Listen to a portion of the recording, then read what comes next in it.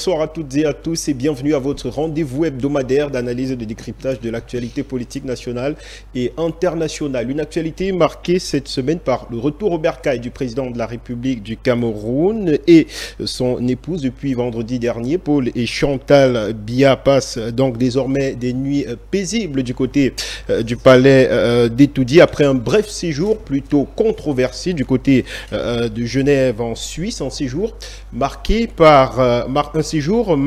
non seulement par les manifestations de la brigade anti-Sardinard, mais aussi et surtout par cette pétition d'un parlementaire suisse, Sylvain Tevos, appelant ses concitoyens à déclarer le président de la République du Cameroun persona non grata en terre helvétique.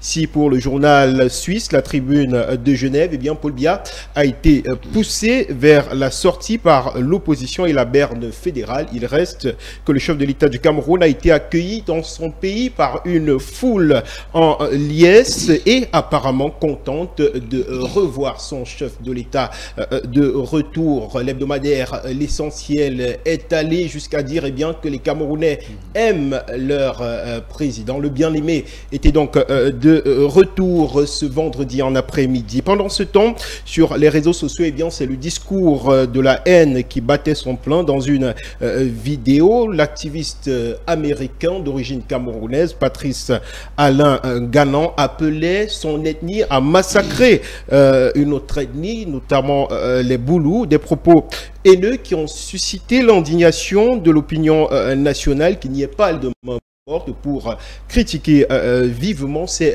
propos haineux de l'activiste Alain Patrice Ganan. Ce soir, eh bien, nous en parlerons durant les 90 minutes qui vont suivre. Et pour en parler, justement, nous avons, comme à l'accoutumée, convié des experts de haut volt que je vais vous présenter, d'ailleurs, dans quelques instants. Je commence, comme toujours, par ma gauche. C'est devenu presque une habitude. J'accueille le premier adjoint au maire de Yaoundé 6, homme politique, du Rassemblement démocratique du peuple camerounais, parfois controversé. Il se présente lui-même comme étant un progressiste. Santé-Loi Bidong est avec nous sur ce plateau. Monsieur le maire, bonsoir. Bonsoir. C'est un plaisir de vous avoir une fois de plus avec nous pour ce moment d'échange. C'est un plaisir renouvelé pour moi. Je ne connaissais pas la chaîne. Je suis venu une fois et je crois que j'ai pris goût. Je voudrais d'ailleurs vous féliciter pour la qualité de l'image de votre télévision et dire aux promoteurs de persévérer et le professionnalisme avec lequel les jeunes, j'ai regardé tout le personnel est pratiquement jeune.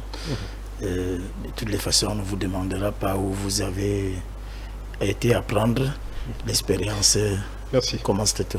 Merci à vous, monsieur le maire. Avec vous, on parle comme sujet de mise en bouche de cette question de la crise des devises, non pas au plan international, tel que cela a été soulevé par le groupement interpatronal du Cameroun, mais cette fois-ci sur le plan national. Le gouverneur de la BA qui était à Douala, il a également abordé la question. Il a certes fait savoir que des mesures allaient être prises pour que la question de la rareté des pièces de monnaie puisse être résolue. Comment est-ce que vous vivez cette question de la rareté des pièces de monnaie au quotidien? La crise des devises est un sujet certainement très vaste et très technique. Ça nous prendrait beaucoup de temps pour en débattre. Et pour ce qui est des pièces, moi je suis opérateur économique. Je peux confirmer que nous qui faisons des commerces qui nécessitent l'utilisation des pièces, nous avons beaucoup de difficultés. Et parfois, vous allez constater que ailleurs, on a pratiquement augmenté la bière du simple au double, tout simplement pour ne pas avoir affaire au problème des pièces. Alors, beaucoup évoquent la question de ces machines à sous qui siphonnent comme ça ces différentes monnaies-là pour les exporter du côté de l'étranger.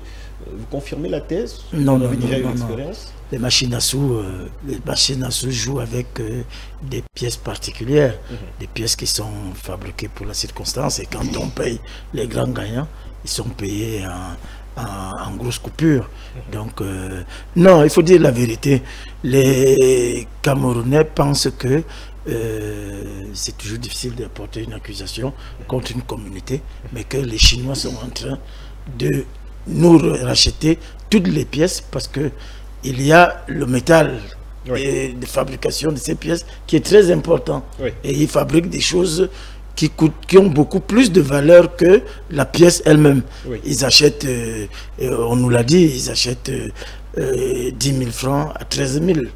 Et vous comprenez que les Camerounais, ceux qui ont toujours tendance à mettre l'intelligence au service du mal, ont compris qu'il fallait amasser le maximum de pièces pour... non, je crois qu'il y a quand même un problème qu'il faut résoudre. Les pièces sont rares, elles sont rares parce que des gens viennent nous les acheter. Merci. Ibrahim Miché, membre du mouvement Now, il est avec nous pour la deuxième fois sur ce plateau. Ibrahim, bonjour, bonsoir, pardon, et merci d'être avec nous ce soir. Merci, bonsoir. Merci pour plaisir de vous avoir. Plaisir partagé. Voilà, cette jeune classe politique qui est en train véritablement d'émerger sur la scène nationale. Alors, avec vous, on parle de cette décision des anciens chefs d'État africains qui se sont donc décidés à s'intéresser sur la question du Cameroun, notamment la crise dans les régions du nord-ouest et du sud-ouest. Alors, à votre avis, est-ce que cela pourra apporter en plus pour la résolution du conflit, décidément? Oui, je pense que oui. Vous savez, les anciens chefs d'État réunis autour de ce qu'ils ont appelé le Africa Forum, c'est-à-dire le Forum africain, ont bien pensé qu'ils pouvaient apporter leur contribution pour la pacification de notre pays. Nous sommes dans un contexte où les différents parties prenantes ne se font plus confiance et où on pense qu'il faut absolument une médiation étrangère. Et lorsque la médiation vient de l'Afrique, on considère cela comme une réponse endogène à un problème africain. Donc, pour nous, c'est salutaire et je pense que je souhaite pour ma part que ce forum puisse porter ses fruits afin que le Cameroun retrouve sa quiétude. Alors, le bâtonnier Akérémou Moula, il a quand même beaucoup d'amis présidents africains. Comment est-ce que cette nouvelle a été accueillie au sein du mouvement? On est favorable ou alors on reste un peu sceptique, comme ça a été pour certains partis politiques de l'opposition, avec la médiation suisse qui avait été annoncée durant le séjour du président de la République en Suisse? Tout à fait. Nous, au mouvement Now, et particulièrement le leader, le bâtonnier Akérémou Moula, sommes favorables à toute tentative à toute contribution ou tentative de résolution de cette crise qui secoue notre pays depuis bientôt 3 ans. Donc, nous avons accueilli ça avec beaucoup de joie et de satisfaction. Nous soutenons d'ailleurs cette initiative, nous l'encourageons. Et comme je venais de vous dire tout à l'heure, notre souhait est que toutes les parties prenantes puissent accompagner l'initiative afin que la réponse soit endogène. Parce que les Africains aujourd'hui doivent pouvoir s'organiser, se mobiliser pour pouvoir régler eux-mêmes leurs problèmes. Nous avons de l'expertise, nous avons de la ressource. Aujourd'hui, s'il y a une volonté, c'est historique et c'est salutaire. Je pense que c'est salutaire et on doit l'accompagner, cette initiative. Merci. Léon Teller, Onana est également avec nous sur ce plateau, désormais un habitué, très connu. Monsieur Teller, bonsoir. Bonsoir Cédric. Bonsoir. Alors, c'est une capacité de plus d'une publication par heure sur Facebook. Carrément, vous êtes devenu une superstar, carrément. Non, pas du tout, en fait. Je pense que le monde aujourd'hui se résume à un smartphone. Oui. Et vous vous rendrez compte que les réseaux sociaux font plus de mal que de bien dans notre pays. Je me dis, c'est parce qu'on a laissé l'opportunité à une certaine classe de cancres. Je m'excuse, le mot est peut-être fort, mais de préempter les réseaux sociaux. Aujourd'hui, il est important que nous reprenions la main. C'est pour ça que je suis un peu plus présent sur les réseaux sociaux. C'est vrai, ça me permet de constater que les gens confondent la République aux individus, en fait. Lorsque vous défendez la République, on vous assimile automatiquement à un sardinard, entre guillemets, à un camarade de parti de monsieur le maire. Voilà. Alors vous vous situez de quel pôle? Tontinard ou Sardinard? Je ne suis pas rapidement, je suis ni Tontinard ni Sardinard.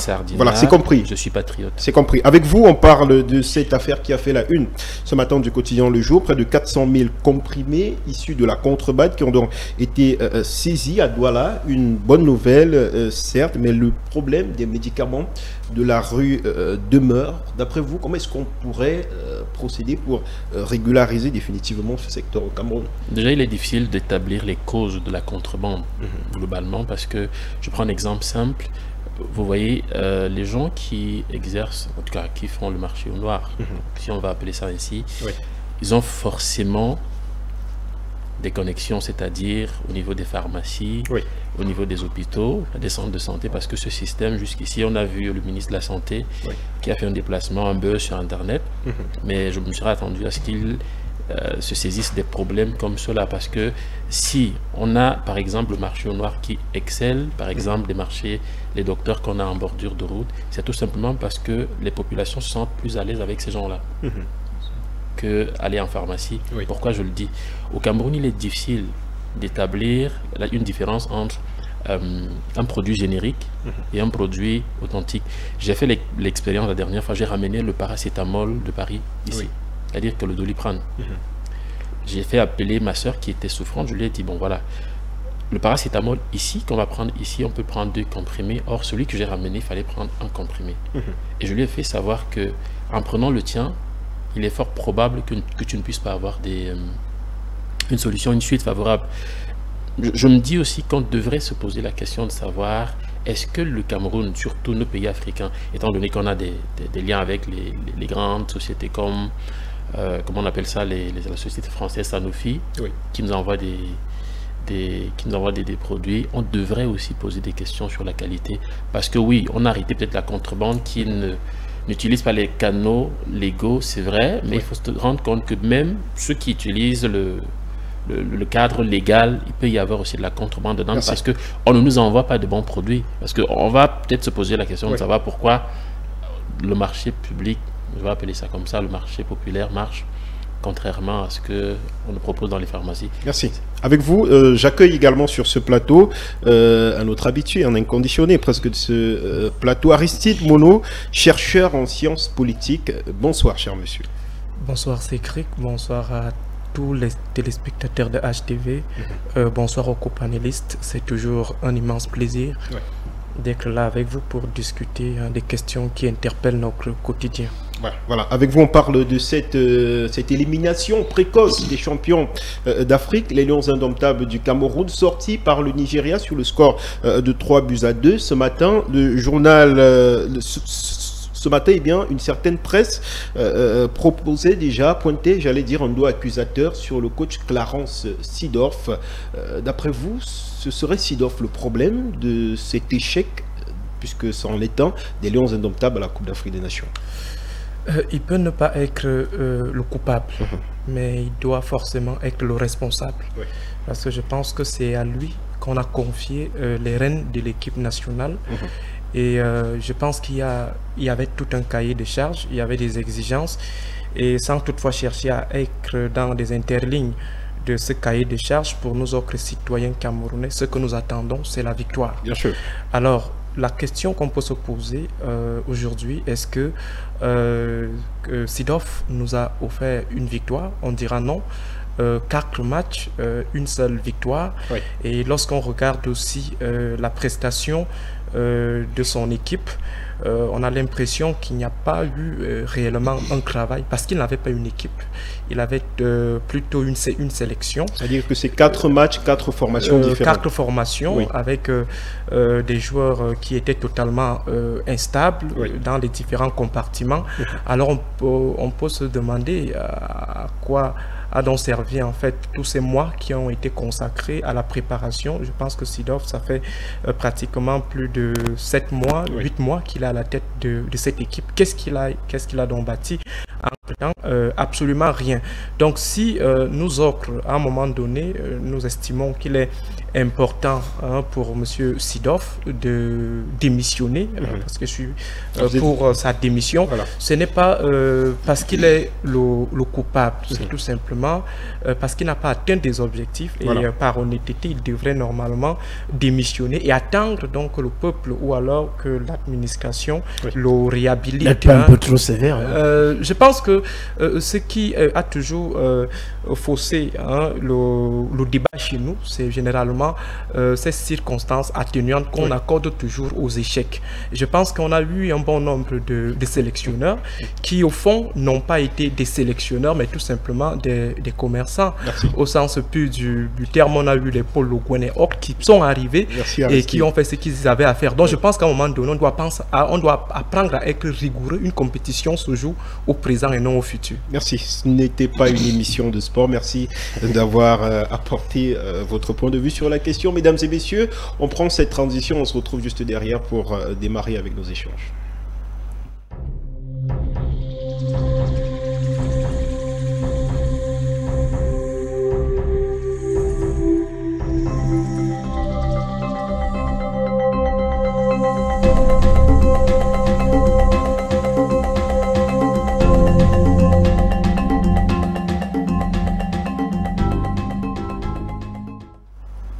De retour sur ce plateau, je le disais déjà en introduction, le 5 juillet dernier, les populations de la ville de Yaoundé ont réservé un accueil plutôt chaleureux au président de la République, lui qui était de retour d'un très court séjour privé du côté de la Suisse, un séjour qui a d'ailleurs été perturbé par ces manifestations de la brigade anti-Sardinard. Santé-Loi Bidoung, pour beaucoup, le président Paul Biya a été poussé vers la sortie, même s'il a été bien accueilli, il a été accueilli en triomphe par les Camerounais. Comment avez-vous vécu ce retour du président de la République du Cameroun? Vous savez, la diplomatie, c'est l'art de dire des choses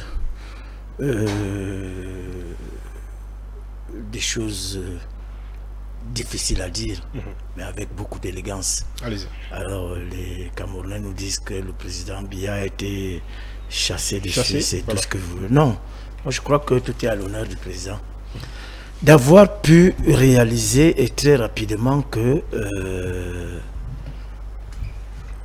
un coup d'État était en train de se préparer.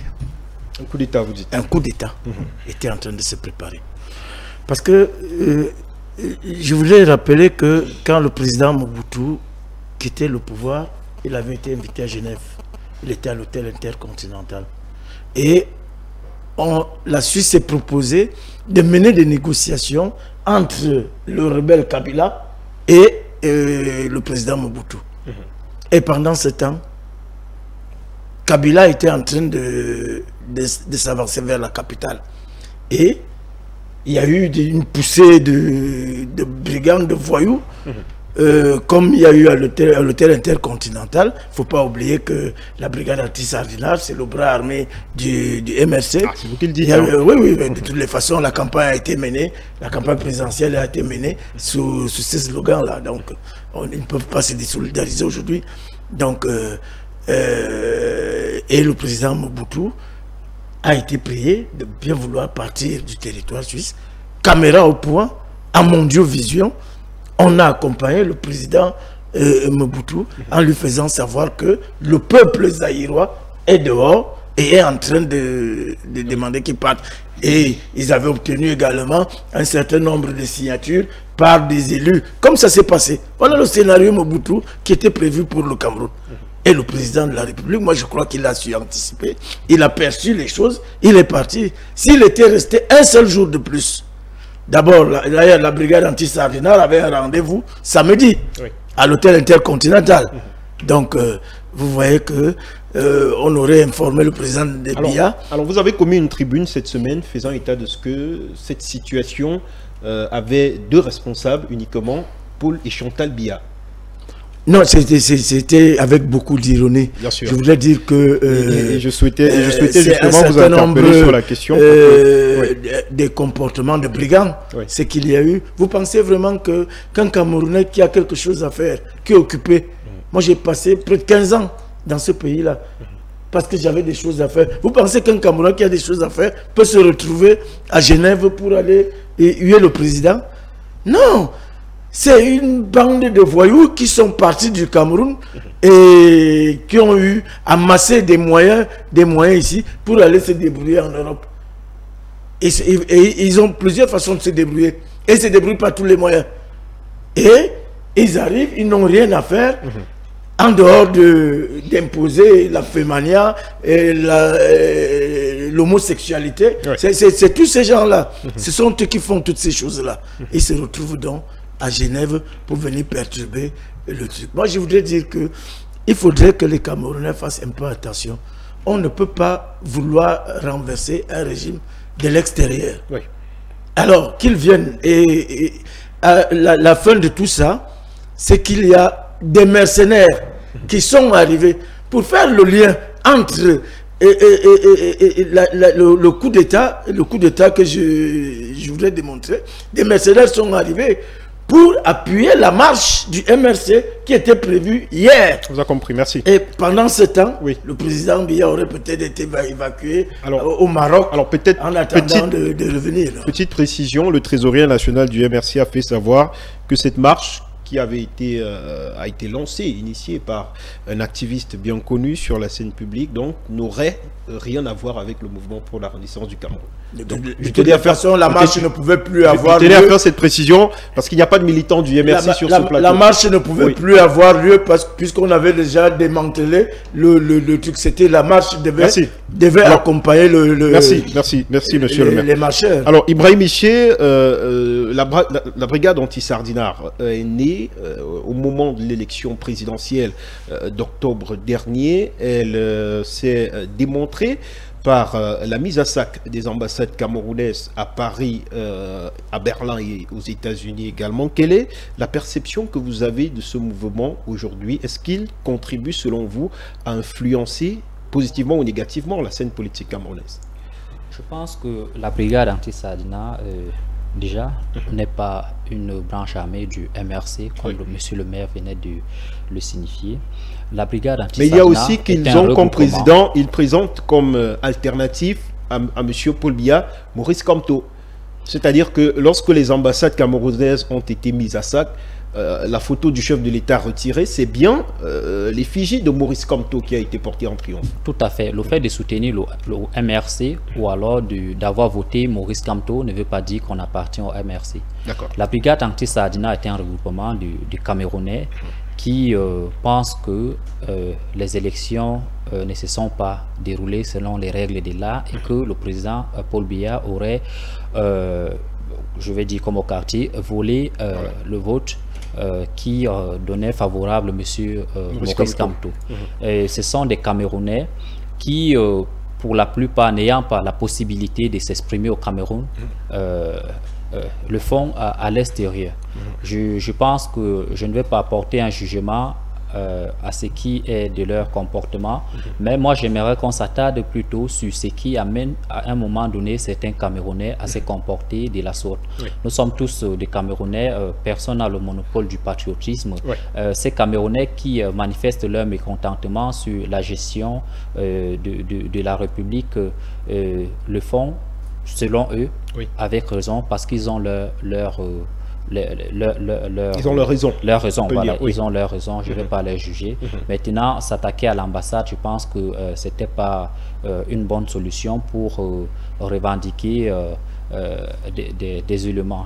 Il y a une manière noble de le faire. Oui, alors revenons sur les événements de samedi 28 juin et même mardi 23 juin.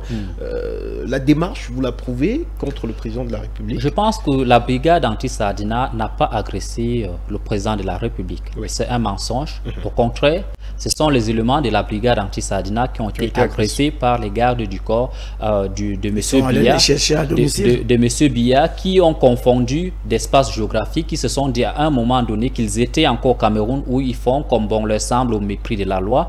Ils ont oublié qu'ils étaient dans un territoire démocratique où les libertés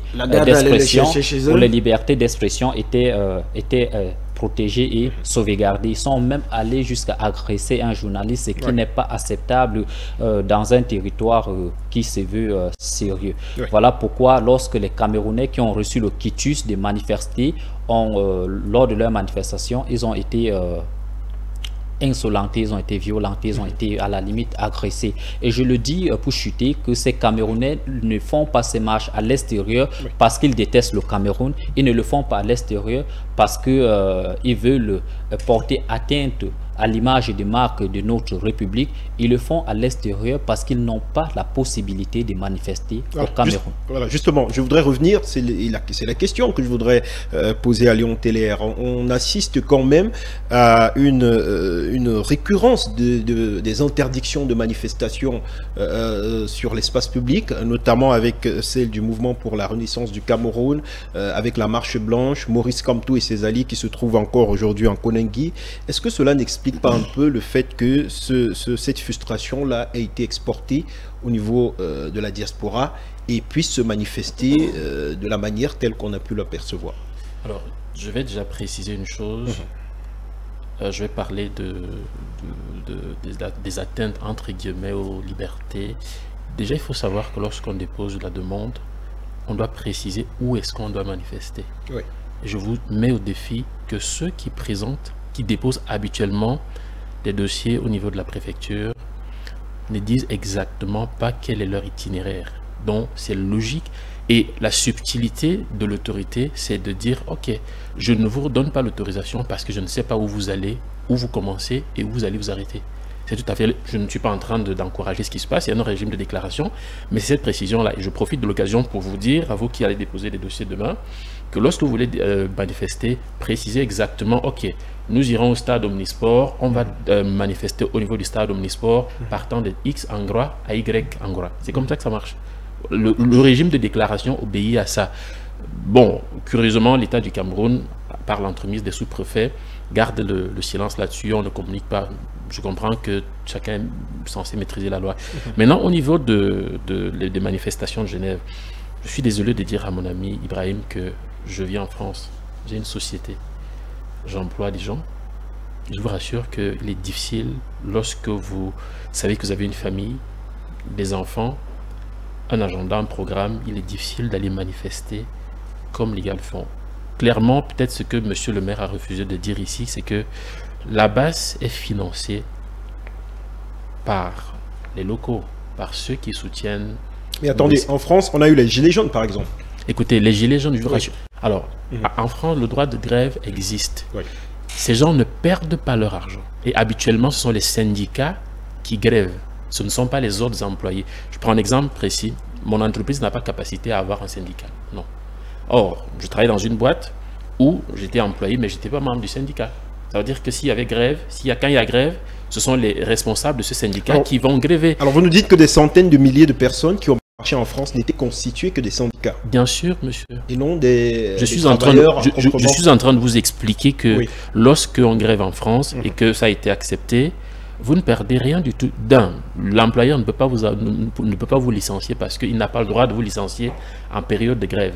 Deuxièmement, vous avez par exemple la capacité d'avoir la CAF qui va probablement faire un complément de salaire, ce qui n'existe pas ici. Donc, il ne faut pas confondre les choses. On est au Cameroun et la France. J'étais en train de vouloir expliquer que on ne peut pas dire que ceux qui partent manifester. Est-ce que vous connaissez des Français qui viennent manifester ici contre Macron? Vous avez vu des Américains qui sont venus. Attends, je vais aller jusqu'au bout. Laissez-moi aller jusqu'au bout. On prend pour exemple ces gens, on va dire ces pays-là comme étant des exemples de démocratie. Attendez, on ne peut pas vouloir le beurre et l'argent du beurre en même temps. On veut l'indépendance de nos pays, n'est-ce pas? Alors, nous sommes les premiers à aller se mettre à genoux devant les Suisses, aller se jeter en spectacle devant les Suisses. C'est illogique. Je suis d'accord sur le principe que pendant 37 ans, le président Biya s'est entouré, entre guillemets, de personnes incompétentes. Mais ce n'est pas en Suisse qu'on doit aller. Parce que jusqu'ici, ce qui s'est passé en Suisse est aux oubliettes, ça devient des commentaires. On est en train de commenter exclusivement ce qui s'est passé en Suisse. Mais les Camerounais, dans le quotidien, ils s'en foutent de ce qui s'est passé. Vous comprenez ce que je dis? Et c'est pour ça que je dis que d'une part, la bataille de la base contribue à ternir l'image du Cameroun. Je vais vous expliquer quelque chose. Mon ancien directeur du groupe ADO, là où je travaillais avant de créer ma structure, m'appelle et me dit, mais il y a des Camerounais qui sont en train de manifester ici. Il ne me dit pas, il y a des Camerounais qui sont en train de vouloir chasser M. Biya ici. Il dit, il y a des Camerounais qui sont en train de manifester ici. Ils brûlent même vos drapeaux. Vous comprenez ce que je dis? Donc c'est ça le problème. Ça veut dire que on ne peut pas à la fois demander à nos États d'être libres, de pouvoir avoir des politiques libres et aller toujours se mettre à genoux face à ces gens. Parce que l'une des raisons, tout à l'heure vous avez cité Sylvain Thévoz. Sylvain n'est même pas, il est député suppléant, monsieur.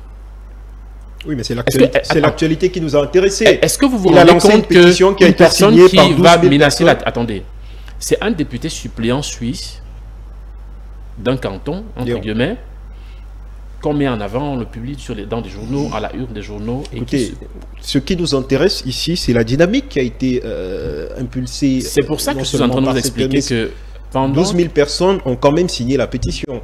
Pendant que, écoutez, 12 000 personnes ont signé la pétition, c'est pas ça le problème. Le problème ici, c'est on défend quoi? Kamto ou le Cameroun? C'est la question. La base défend qui? Kamto ou le Cameroun?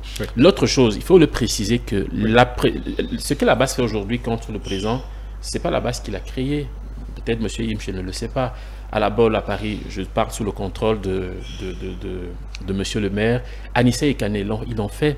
À un moment donné, ils se sont rendus compte qu'ils n'étaient pas en train de salir M. Biya, mais c'était le Cameroun qu'ils salissaient. Ils sont revenus au Cameroun mener le combat politique. Moi, je suis rentré au Cameroun pour ça. Merci. Et je voudrais chuter en disant à M. Yimche que, rassurez-vous, ce qui s'est passé, les gens qui ont manifesté à Genève sortaient, c'était des personnes issues d'une tribu. Je porte la responsabilité de ce que je dis. Pour ça, je ne suis pas là pour indexer les tribus, mais vous savez bien de quoi je parle. Je le dis en tenant compte du fait que... La tribu des Tontinards. Allez-y, dites-nous laquelle, monsieur le maire. Je n'en connais pas. Je m'appuie sur ce que un des membres fondateurs de la base a dit. Je vais prendre un exemple simple.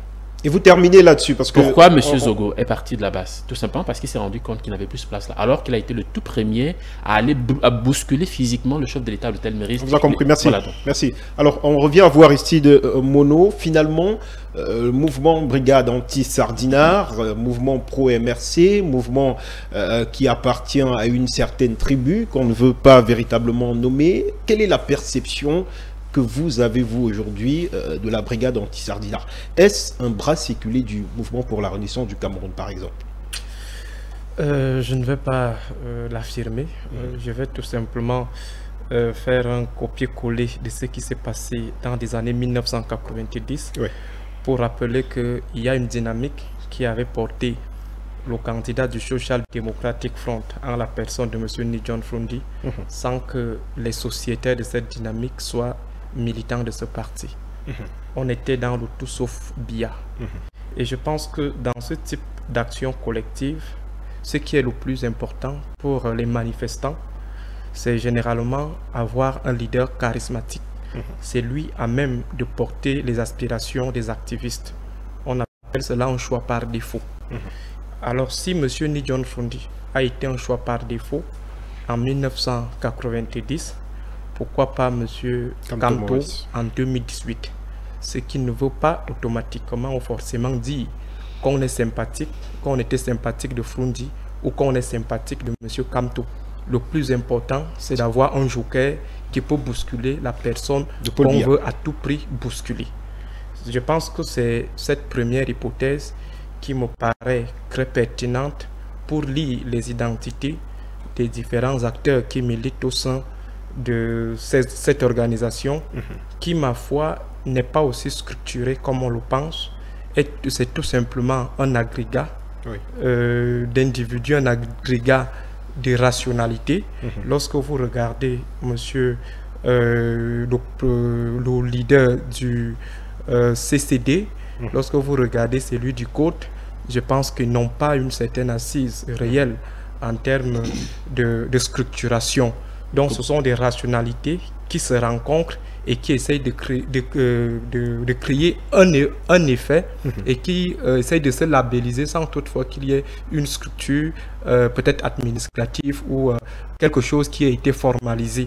Je peux prendre le cas des émeutes de 2008. Je pense que ces émeutes n'ont pas eu besoin d'une certaine assise. Ça a été un mouvement qui est né de façon spontanée, qui a été porté et qui au final qui a voulu être récupéré par un bon nombre d'acteurs politiques. Et je pense que c'est là où le régime a été très intelligent, donc ne pas attendre la labellisation comme c'est le cas actuellement. Donc ça c'est le premier jet. Le deuxième, c'est celui de la sacralisation du président de la République.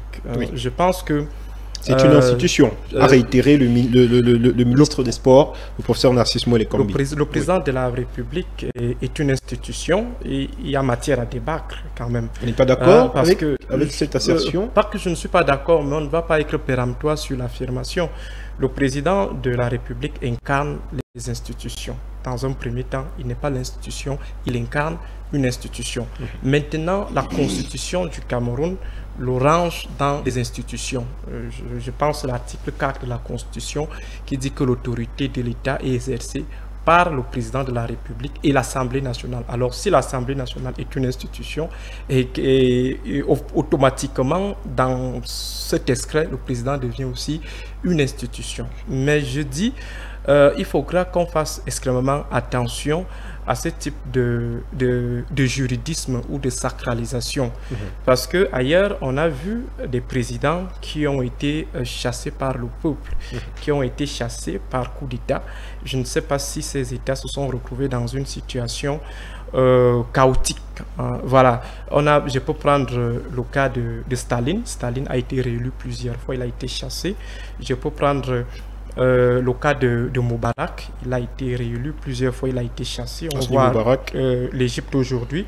On peut prendre le cas de la Tunisie, M. Ben Ali a été chassé. Donc je pense que d'un côté, on peut dire oui, le président est une institution qui mérite un certain respect au vu de ce qui est défini sociologiquement et juridiquement. On peut également dire non, il reste néanmoins un humain, parce que le président de la République peut par exemple décider de vendre tout le Cameroun.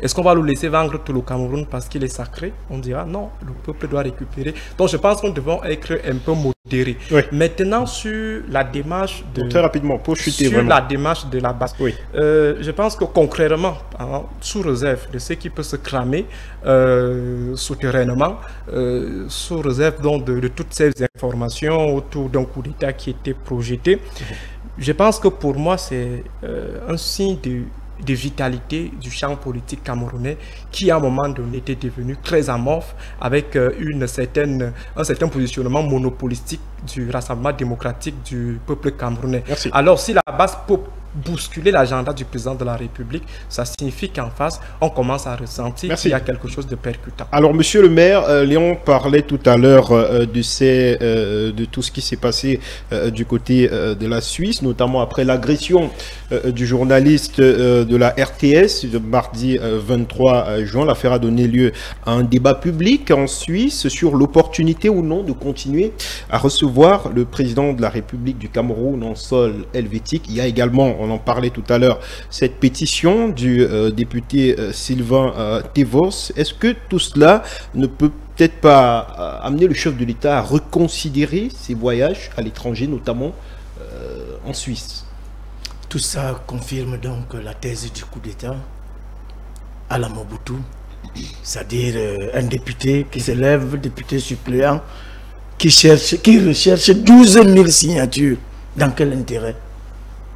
Dans quel intérêt? Voilà des Camerounais qui se lèvent. Et je suis très surpris que le mouvement NA comprenne. On peut déjà comprendre à partir du moment où ils ont fusionné avec le MRC pour aller à la conquête du pouvoir. Mais je n'ai jamais vu le président Mouna marcher. Il ne marche pas, pourquoi? Est-ce que les gardes présidentiels sont allés trouver la base dans leur domicile? On a fait le tour de Genève, maison par maison. Ils ont été bien trouver la garde présidentielle quelque part. Et c'était à l'hôtel Intercontinental. Et c'est là, il faut regarder les images. Et ils en ont eu pour leur compte. Oui. Non, le président doit essentiellement reconsidérer ses rapports avec la Suisse. Parce que la Suisse a été au centre de la déstabilisation du Cameroun. Et au profit, on ne peut pas continuer à se cacher. Nous avons eu une tentative de coup d'État en 1970 avec Monseigneur Ndogmo, avec Takala, avec Wanji Ernest. Bon, comme par hasard, tous reviennent, sont des noms appartenant à une tribu. Et nous savons également que en 1990, comme il a dit tout à l'heure, Monsieur Frundi, anglophone, a eu le soutien de toute une tribu francophone. Nous savons ça. Oui. Donc les velléités de pouvoir de cette tribu ne sont plus à cacher dans la mesure où la campagne a été essentiellement faite sur le slogan « À nous le tour ». Oui. Ne pensez pas que vous avez affaire à des aveugles. Oui, alors, je veux me relancer, parce qu'on a l'impression de ne pas bien se comprendre. On parle d'une tribu sans bien vouloir la nommer. Est-ce qu'on peut faire des précisions, justement, pour qu'on sache où est-ce qu'on est en train d'avancer, monsieur le maire?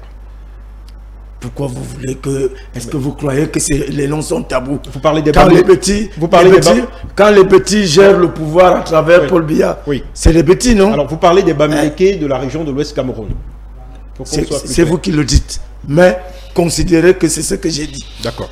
Mais je voudrais vous dire qu'il faudrait que les uns et les autres comprennent bien. Personne ne peut gouverner ce pays seul. Ce pays a été conçu de telle façon que pour qu'un Bamileke arrive au pouvoir, et il faut pouvoir le dire, les Camerounais sont d'accord sur deux choses en ce moment. Les Camerounais du nord au sud, de l'est à l'ouest sont d'accord sur deux choses. Un, que le président Biya pense à partir. Parce qu'il a déjà passé un certain temps, il a un certain âge et il peut nous être plus utile. D'ailleurs, j'avais commis une tribune à l'époque où je lui faisais savoir que c'était un mandat de trop. Et que je me souviens. Mes frères Bamileke comprennent que les Camerounais sont également d'accord que pour l'instant, à voir comment il fonctionne, ça ne peut pas passer de là-bas à Kamtou. Donc ce n'est pas encore leur tour. Ce n'est pas encore leur tour. D'accord. Et nous, on a la chance de pouvoir le dire, comme on voit les choses, comme on le pense. C'est l'hypocrisie, c'est d'aller le dire peut-être sous la table. C'est comme ça dans la psychologie des Camerounais. Et vous ne pouvez pas enlever ça. Vous avez écouté Gargaman, Gargaman l'a dit. Vous avez écouté Amadou Ali l'a dit. Vous avez écouté le professeur Joseph Owola, ils l'ont dit. Alors, d'où cela vient-il? Les velléités de pouvoir, des raptations du pouvoir sont évidentes et claires. Elles sont très affirmées. Mais je vous dis encore... Je vous relance. Avant que vous terminiez, je vous relance. Au cours de la dernière élection présidentielle, il faut quand même dire que la région de l'Ouest a accordé un scrutin des voix plutôt majoritaires au président de la République, Paul Biya, du RDPC. Est-ce que ça ne contraste pas un peu avec ce que vous êtes en train de vouloir mettre en exergue? C'est-à-dire qu'on place plus en avant une ethnie en lieu et place d'un parti politique dont le leader serait ressortissant de cette ethnie, par exemple. C'est que M. Kamto a cru que... Sinon, comment Paul Biya a-t-il gagné dans la région de l'Ouest? M. Kamto a cru qu'il pouvait parler au nom de toute une tribu. Et cette tribu est effectivement en train de se désolidariser pour se solidariser avec tous les autres Camerounais. Je voudrais vous dire, le vote au Cameroun est tribal. Oui. Si vous regardez les résultats de Cabral Libi, il a eu ses meilleurs résultats dans l'Union Ekele. Si vous regardez les résultats de Gargaman, il les a eu à Garoua. Si vous regardez les résultats de qui d'autre, Cabral Libi, Gargaman, Paul Biya, vous regardez chacun a voté comme ça, sauf à l'Ouest. Parce que l'Ouest, le président de la République a posé une question un jour.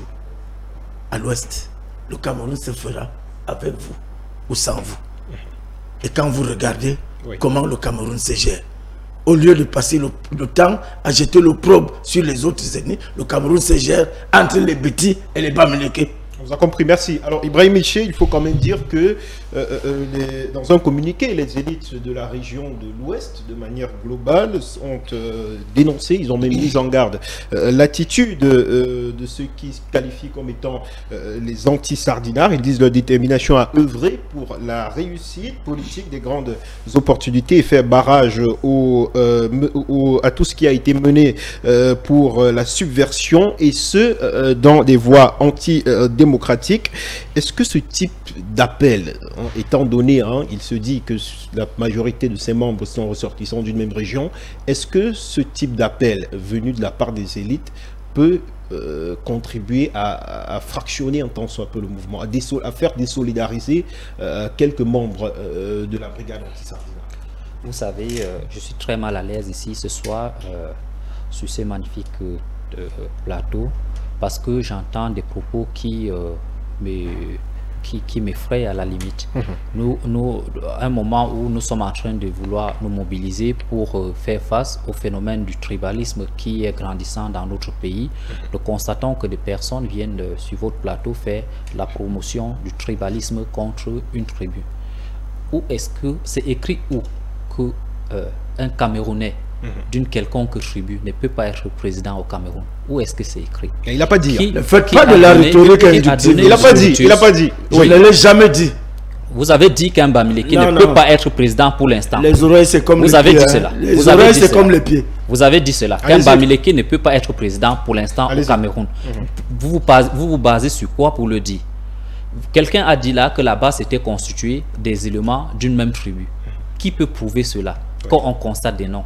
Je pense que... ça me concerne. Permettez-le de terminer, vous aurez l'occasion de répondre à votre tour. Je pense qu'il faut qu'on soit humble, il faut qu'on cesse de parler avec la condescendance, parce que c'est ce mépris-là des autres qui a contribué aux différentes crises sécuritaires qui affectent notre République aujourd'hui. Et justement, les élites Bamileke ainsi que les membres du MRC passent l'essentiel de leur temps de se désolidariser des actes de la brigade anti-Sardina ou alors des actes de promotion du tribalisme de certains confrères de l'Ouest comme M. Ngana. Ceci pourquoi? Ceci pour dire que, en fait, le peuple de l'Ouest Cameroun n'a pas donné quitus à une quelconque organisation ou alors à un quelconque individu de parler à son nom. Lorsqu'un individu pose un acte qui est réprimandable, il faut réprimander l'individu. Il ne faut pas globaliser toute une ethnie. Je pense que c'est très malsain de jeter l'amalgame sur une communauté parce que certains de ces ressortissants, qui sont d'ailleurs minoritaires, ont des comportements qui sont reprochables. Et vous avez très bien dit de le signifier que M. Paul Biya a gagné les élections à l'Ouest. Pourtant, dans son village, il a aussi gagné à 99,99%, comme pour dire que dans son village, on n'a pas accepté voter les autres. Pourtant, à l'Ouest, dans la région où on dit être très tribal, on a voté pour le président Paul Biya. Et aussi pour chuter, le maire a dit que les élections étaient essentiellement tribales au Cameroun, certes, mais il faut noter que le président du MRC, Maurice Kamto, a gagné à Douala. Donc c'est la nuance qu'il faut faire, et je pense qu'en tant qu'intellectuel, en tant que des leaders d'opinion, nous devons plus faire dans la promotion du vivre ensemble que de venir indexer une communauté ethnique qui passe son temps à se désolidariser des accusations et des actes de certains de leurs confrères. Voilà ce que je voulais dire à propos de cela. Je veux dire une chose. Allez-y. Vous avez parlé de la lettre récente des élites de l'Ouest qui se désolidarisaient des comportements de certains des confrères de l'Ouest qui contribuer à ternir l'image de la République et les appels de génocide d'un certain camarade. Oui, on va en parler tout à l'heure. Voilà. Il faut dire que aussi, parallèlement, une lettre des 10 des 11 députés d'une nouvelle République qui serait née et qui s'appellerait la République de la région du Sud, ont écrit... Non, ce sont des députés originaires de la région du Sud. Bon, voilà, je pense qu'on est député d'une nation. Le professeur Maurice Kamto a accepté de se soumettre au concours d'être... On est député d'une république. Donc, les députés de la République de la région du Sud se sont regroupés pour décrier, et c'est salutaire à ce niveau, décrier les actes de la brigade anti-Sardina qui... pour eux, contribuer à ternir l'image de notre République, mais ils ont tribalisé l'affaire et c'est très dangereux parce qu'ils ont assimilé ces actes à une tentative tribale de prise de pouvoir. Lorsqu'on parle de tentative tribale de prise de pouvoir, qui est-ce qu'on indexe? On indexe quelle tribu? C'est vrai qu'on ne veut pas clairement... C'est très dangereux. Et ces personnes n'ont pas le courage de dire clairement de quelle tribu il est question. C'est de l'hypocrisie. Nous sommes sur ces plateaux, tous ne font que parler d'une communauté, tous ne font que parler d'une communauté qui veut prendre d'une communauté tribale qui voudrait s'accaparer du pouvoir, mais personne n'a le courage d'affirmer de quelle communauté il est question. Je vais poser la question directement. Il faut qu'on soit honnête. Léon Teller, vous avez parlé d'une communauté qui, dont les membres se recrutent au sein de la brigade anti-Sardinard. Est-ce que vous pouvez nous apporter davantage d'éclairage sur ce sujet? Alors, monsieur Cédric Zondo, je vous écoute. Je voudrais déjà vous rappeler que c'est pas moi qui ai tenu le discours de mars 87, du 28 mars 87, c'est Monseigneur Ndokmo. Et je vais faire comme un célèbre homme politique, Albert Elibi Lobé, qui a l'habitude de lire, je comprends pourquoi il le fait. Mais nous, on n'a pas assez de temps pour que... Non, c'est pour... Écoutez, oui. je crois qu'on est là pour faire des choses sérieuses. Allez-y très rapidement. C'est pas moi qui le dis. Hein. Il a donné des instructions. Il était évêque, il était pasteur. Il n'était pas pasteur pour certaines personnes, mais il était pasteur de l'Église catholique universelle. Il a donné des précisions à son groupe ethnique. Je vais rappeler quelque chose. Et justement, je reviens. Lorsqu'on parle d'une tribu, oui. La brigade Anti-Sardinar est composée essentiellement de personnes issues de la région de l'Ouest. Voilà. Je vous mets au défi de me dire une seule personne sur ce plateau qui est responsable de la base et qui n'est pas de l'Ouest. Je prends un exemple simple. Monsieur Kemta, général Luanto, Brice Nietzsche, en dehors de Brice Nietzsche, il y a Salomon Chab Macha et tout ça. Ce sont les noms à consonance de l'Ouest. Je vous dis un truc hein, tout simple, ma femme est bamileke en fait. Donc mes enfants ont le sang bamileke. J'ai de sang bamileke chez moi. Et aujourd'hui, ma fille a découvert qu'elle était bamileke Betty à travers mon smartphone parce qu'elle lisait tout le temps le terme boulou.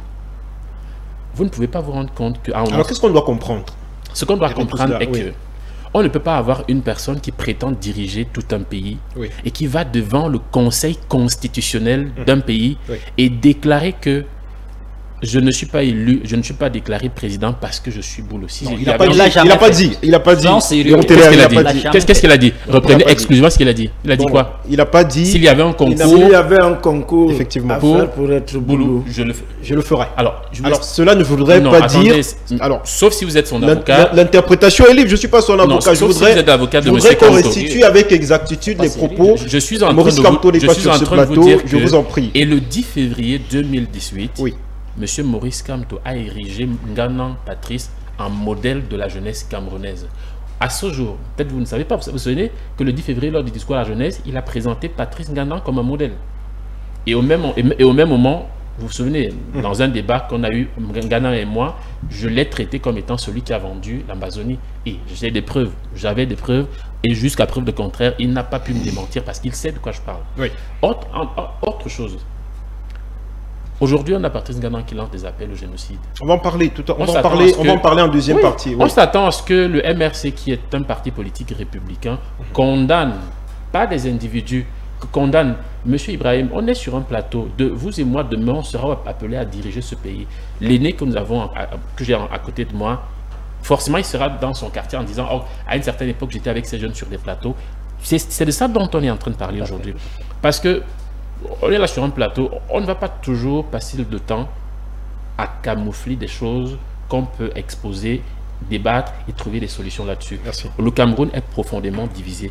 Divisé tout simplement parce que certaines personnes ont cru qu'ils pouvaient utiliser la mauvaise gouvernance, indexer une certaine tribu et pouvoir passer en force. Or, ce n'est pas ça. La même souffrance d'un pays, de quelqu'un du Sud, de quelqu'un du Nord, c'est la même que quelqu'un du Sud endure également. Donc, je pense que commençons déjà par combattre le tribalisme à partir de là-bas. Et il faut aussi faire une différence entre le tribalisme et l'hégémonisme, en fait. D'accord, on vous a compris, merci.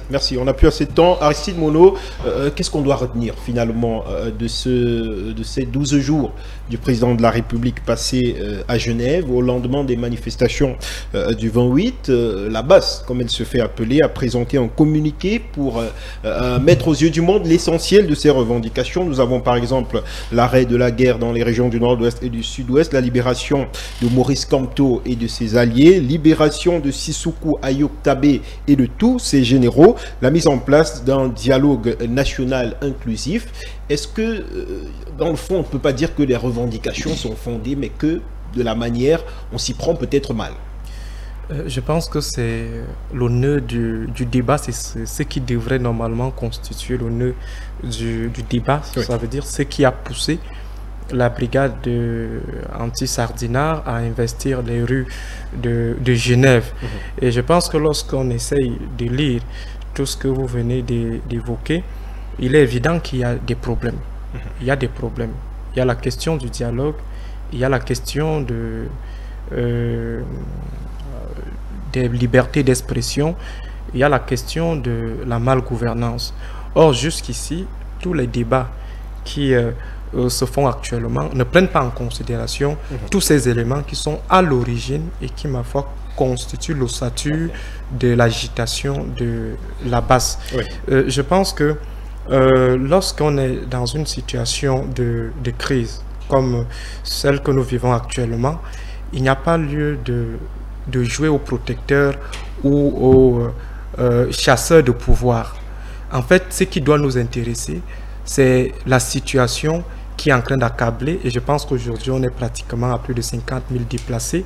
On est déjà à plus de 2000 morts dans le nord-ouest. On a eu la même situation avec Boko Haram, vous vous souvenez, à l'époque, tandis que en février 2015, Boko Haram était en train d'exécuter, de guillotiner les gens dans la petite localité de Fotokol en une seule matinée, avec tout ce que j'ai reçu de l'ONG Caritas. Oui. C'est pratiquement 260 personnes qui ont été exécutées une matinée. Entre-temps, des gens étaient en train de discuter à Obala, en train de parler, de monter la théorie ou alors la thèse du coup d'État nordique, en train de penser tribu, comment les nordistes sont en train de se préparer pour récupérer le pouvoir. Et pourtant, des gens étaient en train de vivre un terrible malaise. Le Cameroun était en train de perdre ses enfants.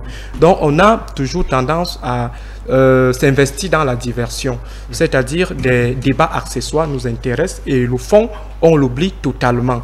Aujourd'hui, si on me pose la question de savoir qu'est-ce qu'il y a à retenir de la question de la base, je dirais tout simplement que les voies d'expression ayant été totalement obstruées au Cameroun, il devient important à un moment donné d'aller trouver des territoires qui peuvent nous permettre de prendre nos vuvuzelas et de se faire comprendre ou alors de se faire entendre. Pourquoi, et je pense que pourquoi ils ne continuent pas leur mouvement alors que plus là? Je pense qu'il y a la question d'opportunité.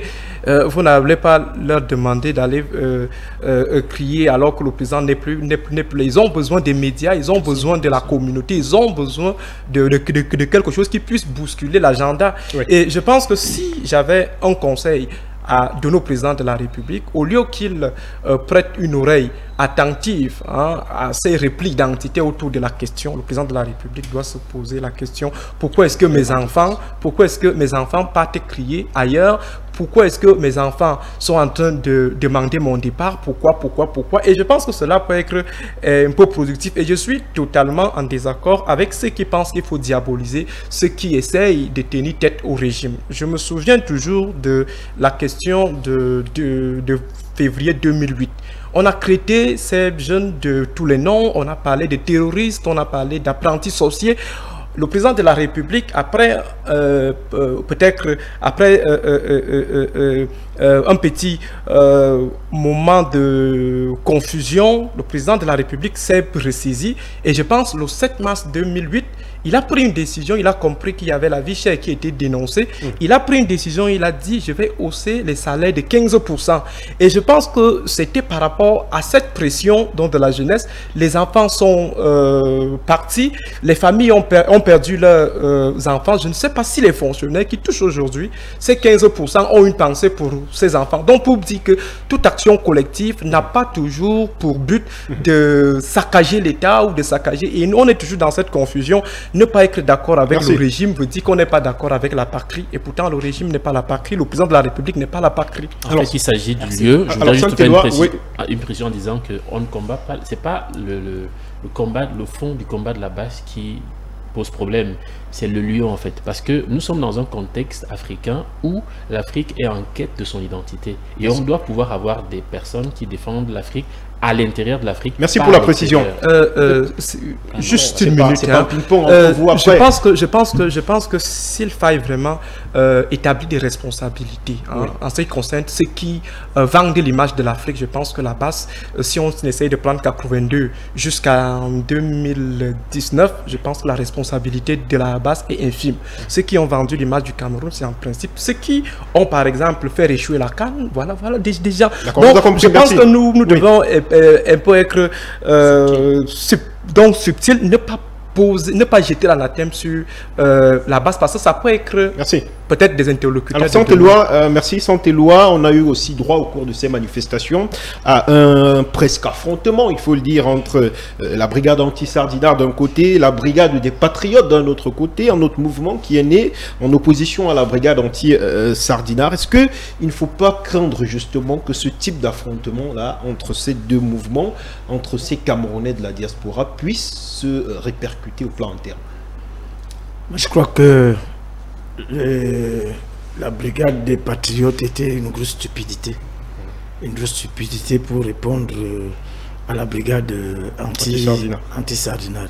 Je me suis amusé à faire un petit post hier à Facebook en disant qu'il y a une bagarre amicale en perspective au Cameroun, mais qui met en scène une minorité agissante face à une majorité silencieuse.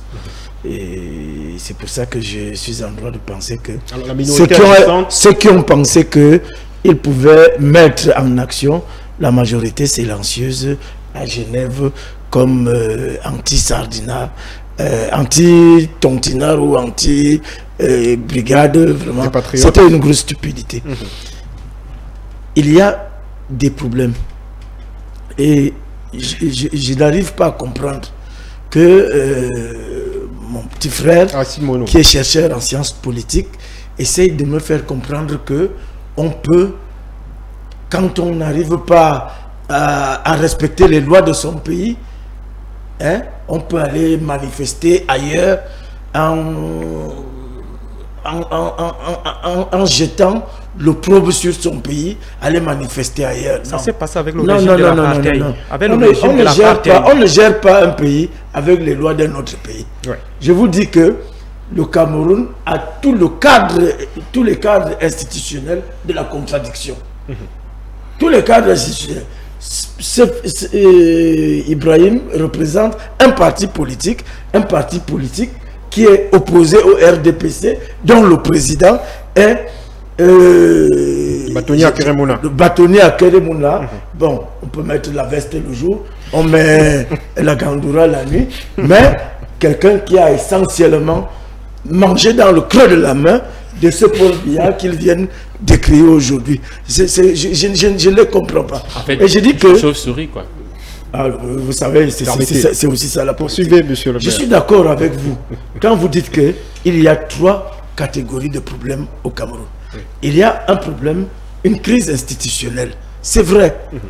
Les institutions au Cameroun ne fonctionnent pas totalement et normalement. Et on ne peut pas remettre la responsabilité de ces dysfonctionnements sur une tribu. Vous comprenez? Oui. Parce que les fossoyeurs de la démocratie dans ce pays, c'est certainement des Akeremouna, des Frundi et autres. C'est-à-dire que... les Marafami Douyaya aussi. Non, je ne pense pas. Je ne pense pas qu'il ait été un fossoyeur. C'est quelqu'un qui est innocent en prison. Non. Moi, j'ai dit que Marafami Douyaya est abusivement en prison.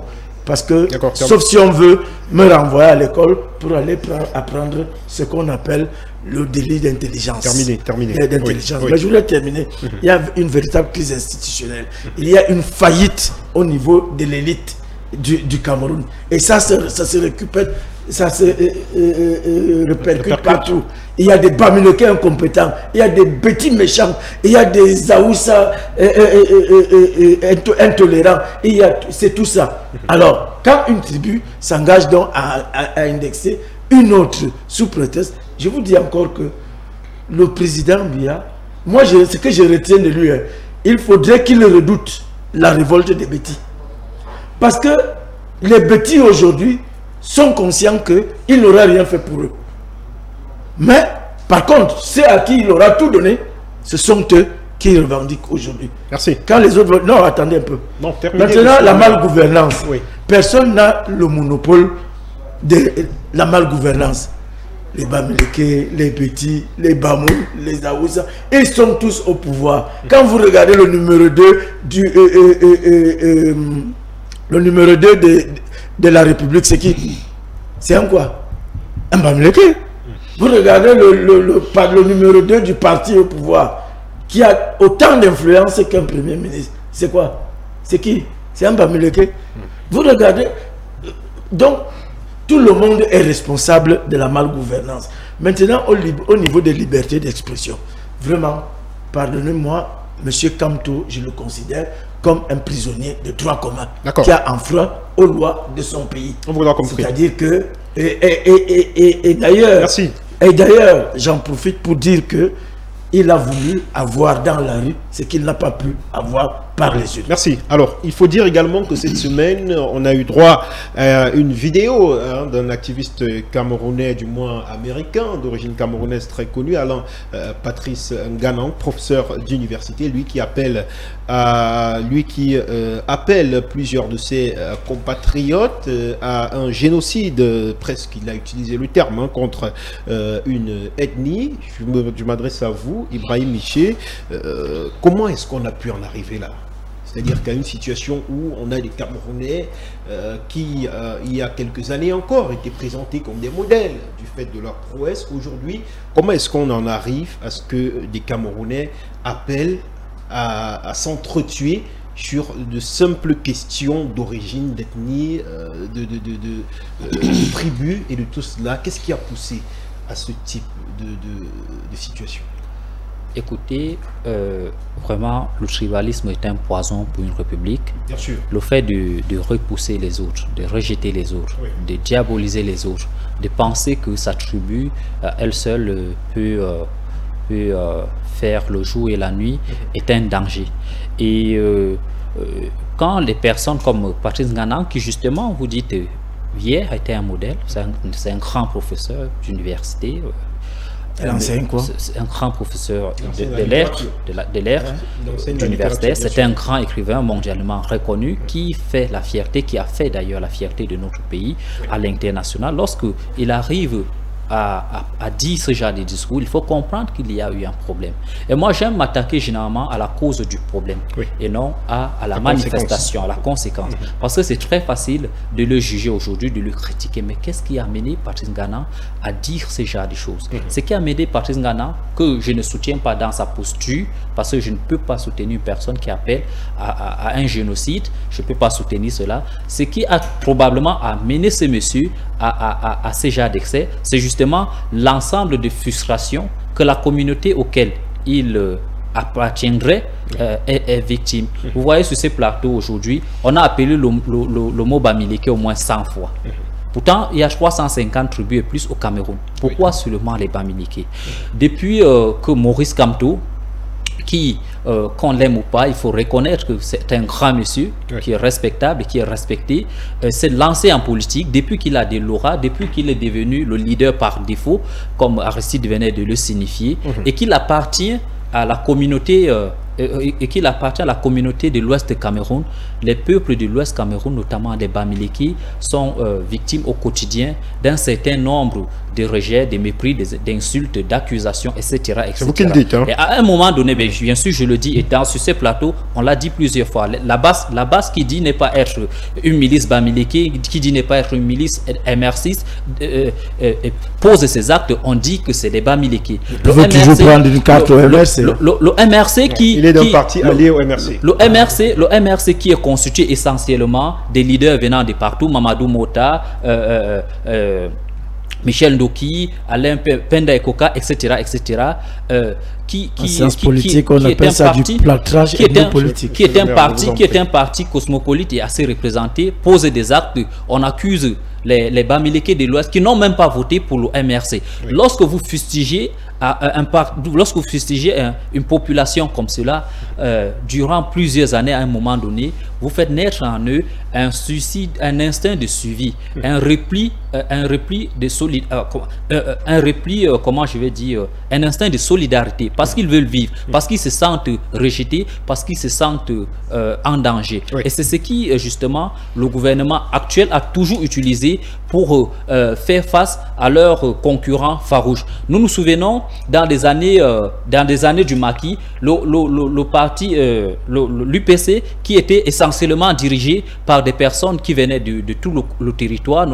C'était un parti national. C'était un parti national, oui, avec les Wandé, les Moumié, et où Ruben Oumyobé n'était que le secrétaire général parce qu'il était charismatique. Oui. On a assimilé l'UPC à un parti Bassa. On a diabolisé les Bassa à cette époque. On les a traités des maquisards. Oui. Après, lorsque le président Mamadou Aïdjo ne s'entendait plus avec M. Biya, lorsqu'il fallait écarter les nordistes du pouvoir, on a accusé ces nordistes de vouloir faire un putsch. On les a accusés de tous les maux. Et c'est après les nordistes, c'est venu le tour des anglophones qu'on a taxé des anglophones parce que ils avaient un leader, le président John Fundi. Oui. On a accusé et les anglophones étaient victimes de ce mépris, de ce rejet dont font face aujourd'hui les Bamileke à cause, oui, de leur leader, d'un leader politique camerounais qui serait originaire de cette partie. Je pense que ce que nous voyons aujourd'hui n'est que la résultante de l'ensemence de la politique tribale ou du tribalisme d'État, oui, qui est en au Cameroun.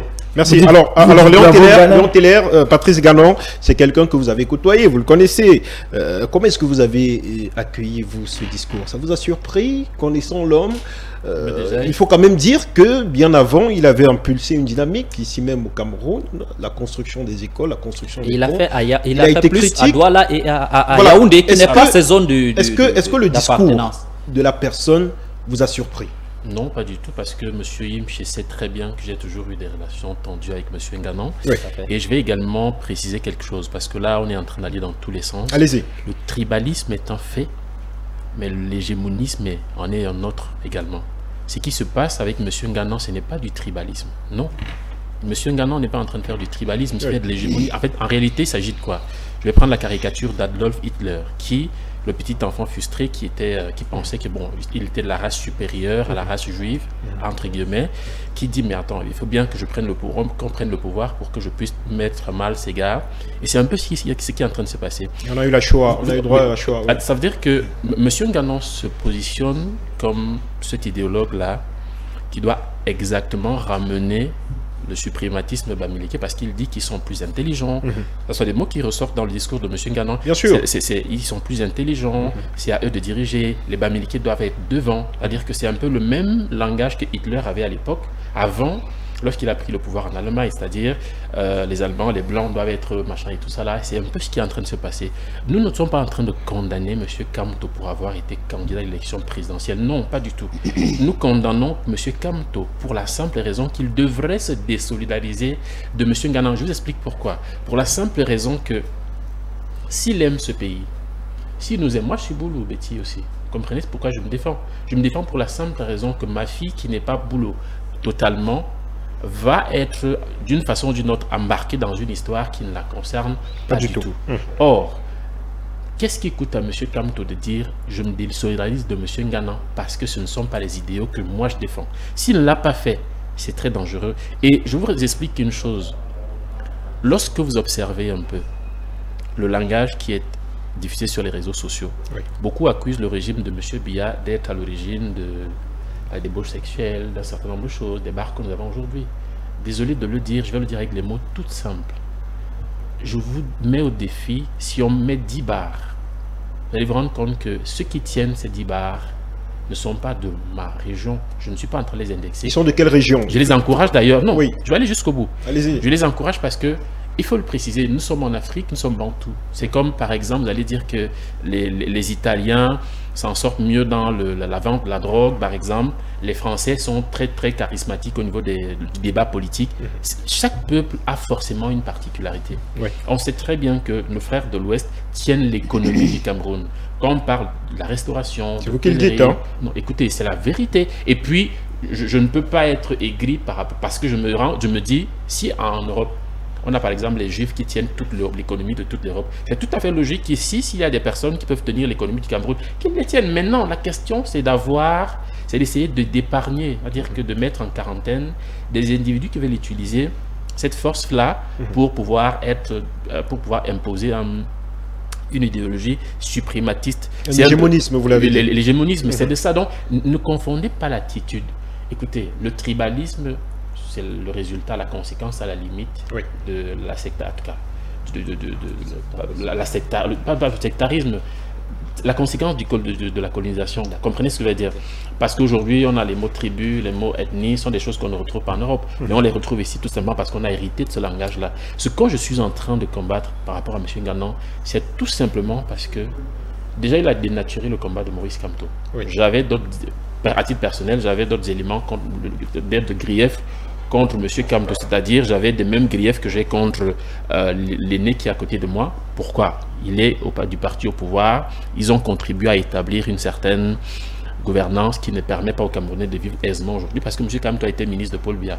À l'époque, là, il n'y avait pas de Boulou et de Béti, il était ministre. Biya ne l'a pas nommé parce qu'il était Boulou, il l'a nommé parce qu'il avait une certaine compétence. Oui. Aujourd'hui, d'où vient-il que, par exemple, M. Kamto, qui, en sens, le 10 février 2018, Patrice Nganan, et qui va devant le Conseil constitutionnel déclarer que s'il y a un concours pour être Boulou, il pourrait le passer. Est-ce que vous vous rendez compte que les termes Boulou, oui, on les retrouve dans les éléments de langage de M. Patrice Nganan. C'est pour ça qu'on est en train d'établir le lien entre Nganan, Kamto et la basse, et on se dit, tiens, ça peut être un complot. Et on se réfère à l'histoire. Ce n'est pas nous qui l'avons écrit, l'histoire, les discours de M. Ndokmo. Non, ce n'est pas moi qui l'ai écrit. Alors, est-ce que M. Ndokmo parle au nom des Bamileke? C'est exactement la question que posait Ibrahim Miché tout à l'heure. C'est-à-dire qu'il peut prendre la parole pour prononcer un discours son opinion de haine à l'endroit d'une certaine communauté, mais est-il représentatif de toute la communauté? C'est pour ça que je suis en train de vous dire que, vous avez vu, vous suivez peut-être mes débats, je n'ai jamais indexé la communauté Bamileke. J'indexe deux personnes. J'ai toujours le mot de Kamto et Nganan dans la bouche, comme vous vous souvenez, que c'est ce que je fais en fait. Pourquoi? Parce que j'estime que M. Kamto est un leader politique. Il a une parole autorisée. Il est capable de dire, écoutez, je vais être président de tous les Camerounais, pas président de ma région. Oui. Donc, alors, M. Nganan, je me désolidarise de tes actions. Pourquoi est-ce qu'on peut avoir un certain Nganan qui prend de l'argent sur Litchi au nom de Kamto? En dehors de ça, on n'a jamais eu un communiqué. Je prends ça, un cas simple. Lorsque Nganan, c'est pas aujourd'hui que Nganan appelle le génocide des Boulous. Oui, oui. Non. Lorsque Nganan appelle, demande à ce qu'on tue les Boulous, Kamto n'était pas encore en prison. Il ne l'a pas fait. Alors, je vais donner un exemple également. Moi, j'étais la première personne qui a donné le message, qui a envoyé le message à Nganan à l'époque de défendre Eno Moyome. J'allais aux États-Unis lorsque j'ai reçu le message. Alors, vous terminez. Vous le dire. On a plus sur Internet. C'est pour dire que on doit pouvoir traiter le mal là où il tient sa source. Le problème, c'est pourquoi M. Kamto reste muet face aux déclarations de Patrice Nganan. C'est ça le problème. Merci. Alors, Aristide Mono, on parle d'un tribalisme d'État d'un côté, d'une instrumentalisation de l'ethnie d'un autre côté. Est-ce que, justement, y a-t-il une instrumentalisation de la tribu et de l'ethnie à des fins politiques au Cameroun? Est-ce que ce n'est pas aussi peut-être ça qui provoque cette résurgence des appels à la haine? Je pense que cela part du fait qu'à un moment donné, on a pris l'activité politique comme une source de revenus financiers, c'est-à-dire qui tient le pouvoir, tient la richesse. Je pense que ce n'est pas le cas ailleurs. Je prendrai le cas des États-Unis, sous le contrôle de ceux qui ont déjà eu à fréquenter ce pays. Il y a une scission entre l'activité politique et l'activité économique. Or, chez nous, on pense tout simplement que pour atteindre le matériel, il faut passer par la politique. Alors, comment cela s'est construit? J'ai essayé de mener une petite réflexion sur la genèse du tribalisme au Cameroun en partant en fait de cette propension à chercher le matériel, à chercher les financements. Alors, lorsque vous avez le problème ou alors le clash entre Arabe Choix et Kotoko dans le logo Nishari, je pense que à Kousseri, la question qui est en jeu, c'est la question du foncier. C'est-à-dire, on pense qu'à un moment donné, pour mieux sécuriser le matériel, pour mieux sécuriser la richesse, il faut qu'on fasse corps, il faut que les originaires d'une même tribu liguent pour essayer de faire face à une autre tribu qui paraît prédatrice ou alors qui paraît dangereuse pour les intérêts de la tribu. Alors cela s'est manifesté un peu partout jusqu'au aujourd'hui. Vous avez toujours le problème du foncier à Yaoundé, où certains estiment que les halogènes sont venus récupérer le terrain des autochtones. Donc tout le combat, c'est au niveau de l'économie, du matériel et autres. Maintenant, l'homme politique, un opportuniste, arrive et se positionne donc comme celui-là qui peut sécuriser la richesse du pays, ou alors qui peut permettre de la tribu, qui peut permettre à la tribu d'accéder à la richesse à travers à travers la conquête du pouvoir. C'est comme ça que les hommes politiques ont donc récupéré les quitus des tribus et se sont positionnés comme des leaders de ces tribus, et pourtant ils n'ont pas été choisis. S'il faille vraiment parler de leader d'une tribu, on doit se référer plutôt à l'autorité chefale. Or, ce sont maintenant des hommes politiques qui se positionnent comme des représentants des tribus et agissent au nom de la tribu, et la tribu leur fait allégeance tout simplement parce qu'elle pense qu'ils sont bien placés pour conserver le matériel et pour également permettre à la tribu d'avoir droit à la lumière. C'est pour cela qu'on parle généralement on dit généralement telle tribu a la mangeoire, telle tribu a récupéré le pouvoir. Donc le pouvoir, c'est synonyme de mangeoire. C'est comme ça donc que des hommes politiques ont récupéré.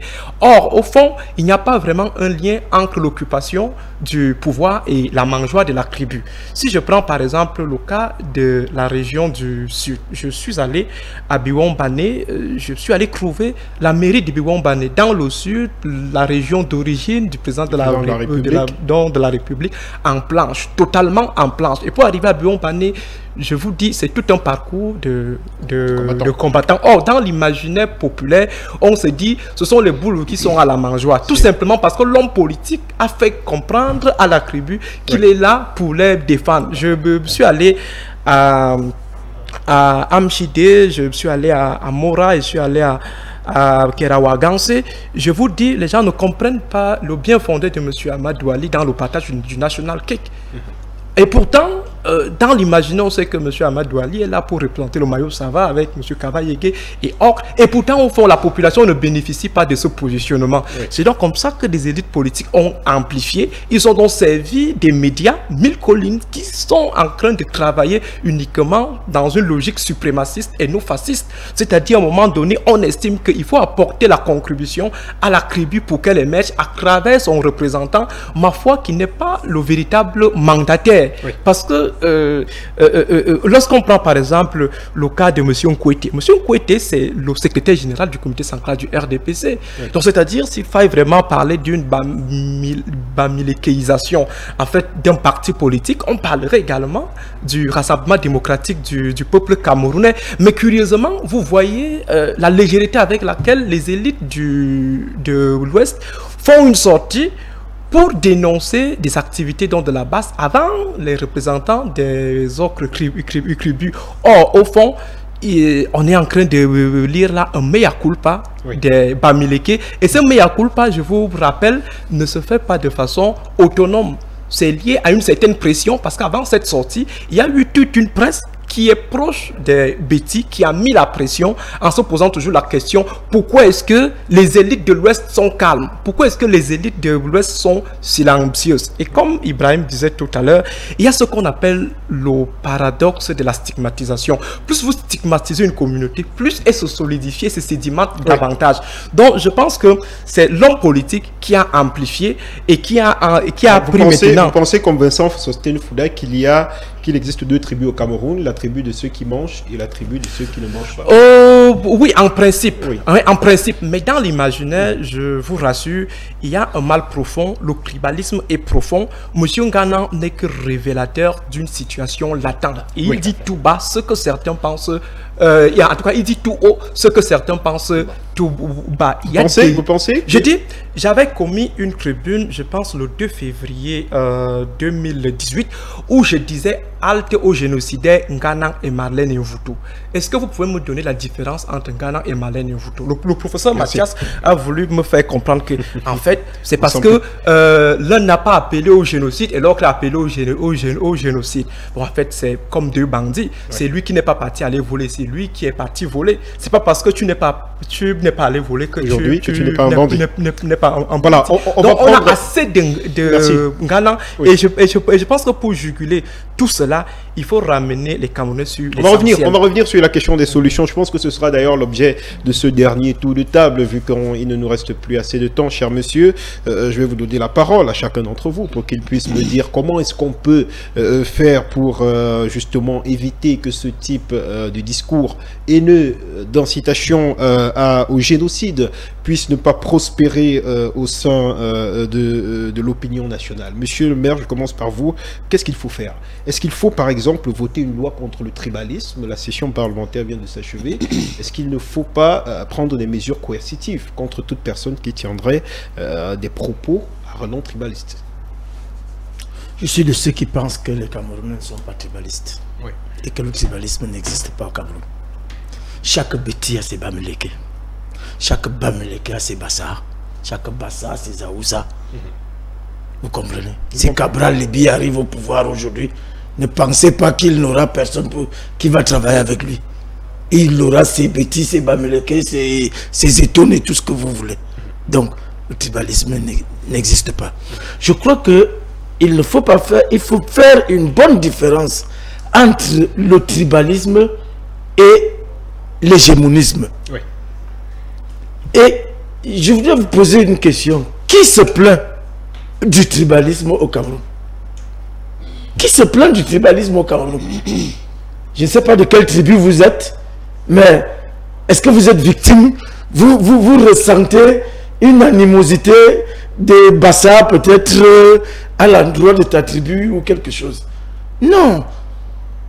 Il y a un problème de volonté hégémonique et c'est une doctrine qui a été travaillée pendant longtemps. Monseigneur Ndormo, qui était l'idéologue de l'ethnocentrisme, il l'a dit, il l'a développé. On ne va pas reprocher aux uns et aux autres d'y avoir cru. Parce que c'était l'idéologie du moment. Mais à la seule différence que, au moment où certains veulent récupérer cette idéologie pour l'appliquer, ils se heurtent au refus des autres. Moi, je suis francophone. Je tiens le premier restaurant de cuisine anglophone à Yaoundé. Je sers 300 plats par jour. Mais moi, je suis francophone. Mes clients se recrutent où? Se recrutent dans tout le Cameroun. Hein? J'ai des amis, comme j'aime à le dire, Jean Takunganga du SDF, il est Bamileke. Je n'ai pas de mal à dire que c'est mon ami.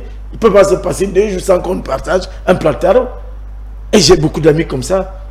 Donc, ceux qui se plaignent du tribalisme sont ceux qui, comme il disait tout à l'heure, ont eu la possibilité de développer des moyens médiatiques.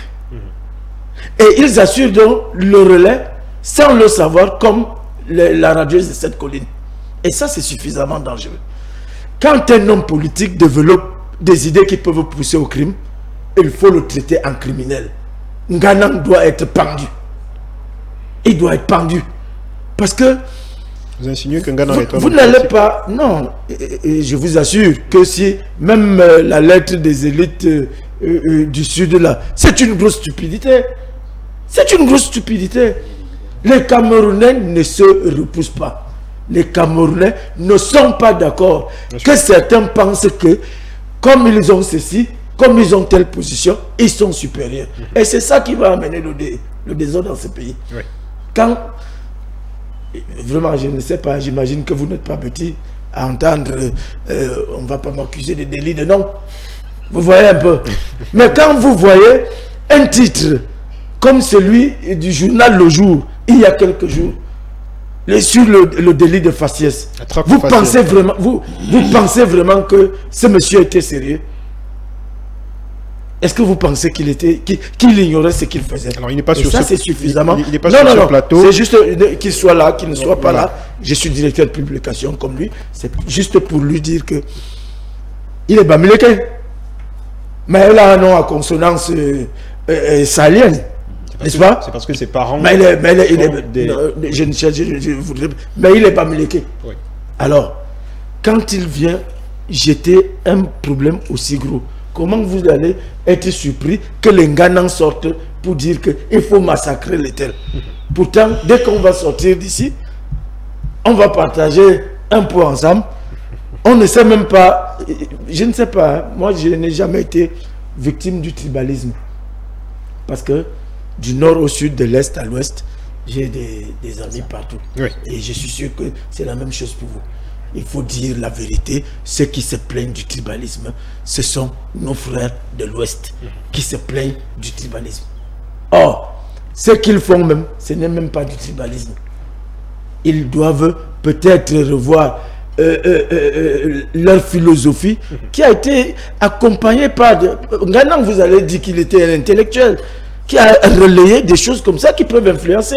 Il y a eu le monsieur Lado, le père Lado. Père Ludovic Lado, oui. Oui, voilà des gens qui ne veulent pas que le Cameroun prospère. Merci. Mais moi, je dis que on gagnerait à continuer à être ensemble et à se dire les choses comme on pense. Ibrahim Miché, est-ce que ce type de discours de haine que l'on constate aujourd'hui, plus précisément à travers les réseaux sociaux, parce que c'est devenu le nouveau relais des discours de haine, est-ce que cela peut prospérer dans l'opinion publique au Cameroun? Si oui, comment est-ce qu'on peut justement contrer les effets néfastes de cette tendance qui est en train de prendre des proportions inquiétantes?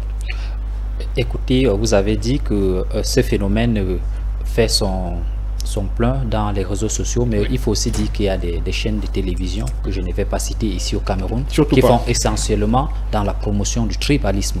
Des chaînes de radio aussi, des chroniqueurs, des journalistes aussi, ainsi que des presses qui, à travers leur une, ne font pas dans ce qui pourra contribuer à la cohésion sociale.